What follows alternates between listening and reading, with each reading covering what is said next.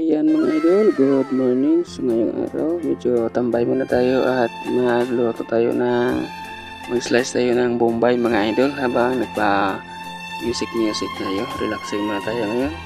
Wala tayong gagawin kundi mag-slice ng bombay mga idol. Ayan, i-slice natin tapos pa-music muna tayo habang nagsa-slice.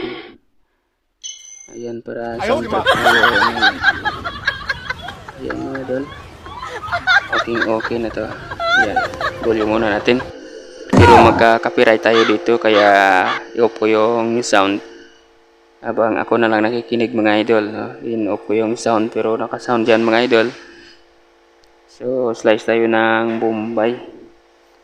Lagyan natin ito ng ganyang pares mga idol, sampat ito sa pamahaw mga idol so tamang tama. So ayan, tatlong bombay yung slice natin at ito yung ating egg, no? Itlog mga idol, tinanak na itlog mga idol. Ayan, tatlong piraso rin ito. So ito yung ating pangulam ngayong umaga. Dagdagan natin ating egg, maging 5 na. Joke! Ayan siya, ikunin natin yung kanyang balat mga lodi. Kaso walang, nakalimutan ko yung tomato, yung ating kamatis. So bombay na lang at saka itlog pampalakas mga idol habang nagtatambay tayo.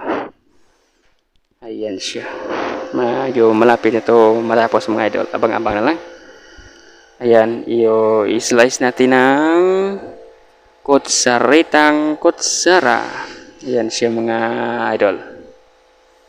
Ayan, naka-slice na tong itlog at saka bombay mga idol, no? Para siyang salad, ginawa nating salad.